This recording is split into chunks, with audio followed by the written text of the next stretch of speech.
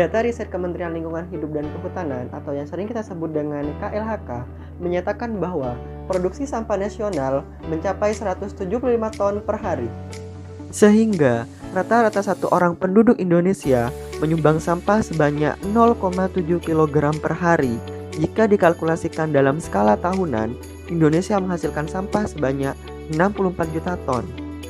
Sedihnya lagi, menurut survei Indeks Perilaku Ketidakpedulian Lingkungan Hidup atau IPKLH dari Badan Pusat Statistik menyebutkan bahwa hanya ada sekitar 18,6% rumah tangga yang peduli dengan sampah ketika berbelanja. Misalnya, membawa wadah dan tas berbelanjanya sendiri, sehingga bisa disimpulkan bahwa 81,4% rumah tangga di Indonesia menimbun dan menghasilkan sampah setiap harinya. Tidak heran jika data KLHK menyebutkan bahwa sumber sampah yang paling dominan berasal dari sampah rumah tangga, yaitu sebesar 48% dari produksi sampah nasional. Kurangnya edukasi mengenai cara mengelola sampah membuat masyarakat lebih banyak membakar sampah rumah tangga, dan hal itu menyebabkan berbahaya bagi kesehatan. Melansir dari halosehat.com, sampah yang dibakar akan menghasilkan bahan kimia yang akan memuai ke udara serta memicu polusi. Karbon monoksida dan formaldehida atau formalin adalah dua zat utama hasil pembakaran yang paling banyak memicu penyakit pernapasan. Oleh karena itu, kami membuat pelatihan ini guna memberikan ilmu dan pengetahuan terkait pengelolaan sampah.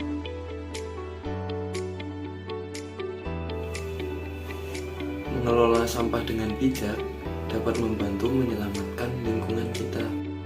Tujuan dari pengelolaan sampah adalah supaya sampah memiliki nilai ekonomi atau merubahnya menjadi bahan yang tidak membahayakan lingkungan. Dengan melakukan pengelolaan sampah rumah tangga yang benar, kamu dapat membantu untuk kejar mimpi menekan dampak negatif sampah terhadap lingkungan.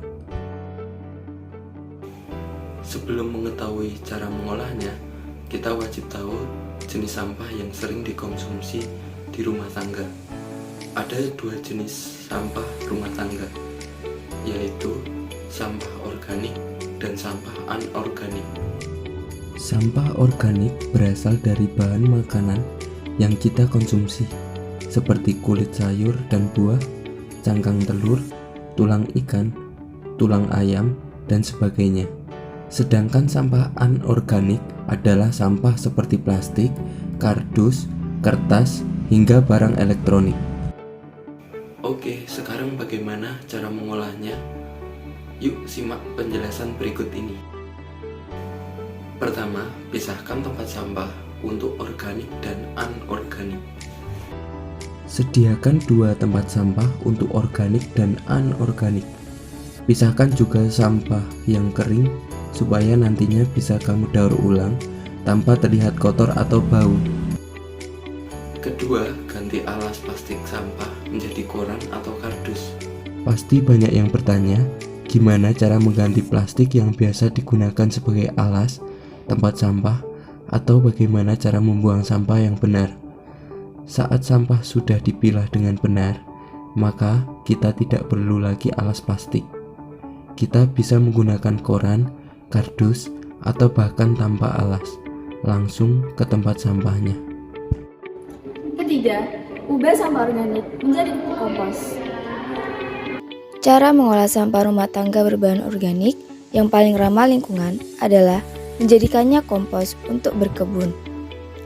Kalau kamu tidak suka berkebun, kamu tetap bisa menyumbangkan kompos kepada organisasi yang bergerak di bidang perkebunan.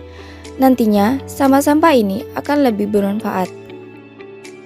Keempat, mendaur ulang sampah anorganik kering.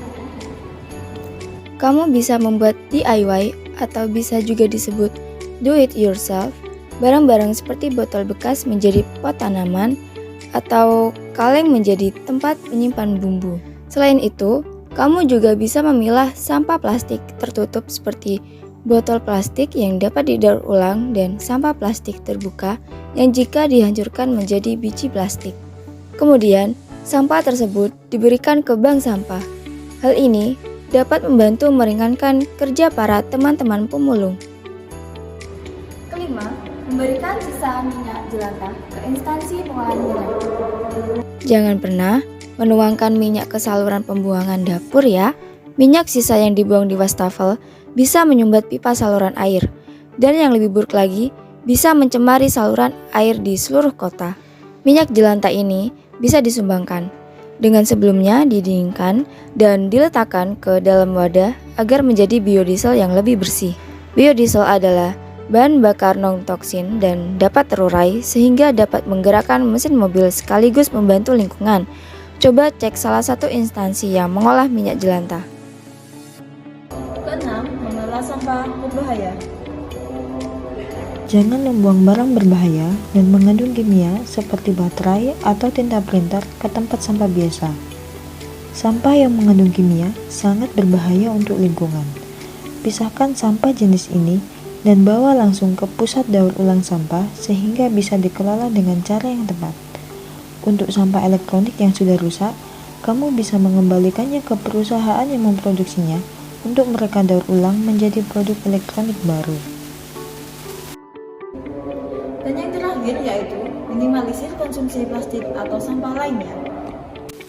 Hal gampang yang bisa banget kita lakukan adalah kurangi produksi sampah sebisa mungkin. Misal, belanja ke pasar membawa tas belanja sendiri. Lalu, kalau pergi bawa alat makan atau tempat minum sendiri supaya tidak ada plastik yang terbuang. Sampah sekecil apapun akan berdampak besar bagi lingkungan kita. Berkontribusi terhadap lingkungan bisa dimulai dari lingkungan tempat tinggal kita. Belajar mengolah sampah rumah tangga tidak hanya bermanfaat untuk lingkungan, tetapi juga bisa mengasah kreativitas kita dan meningkatkan kepekaan terhadap barang yang kita beli. Yuk kita sama-sama berubah dan kejar mimpi untuk bumi yang hijau bersih dan dari sampah.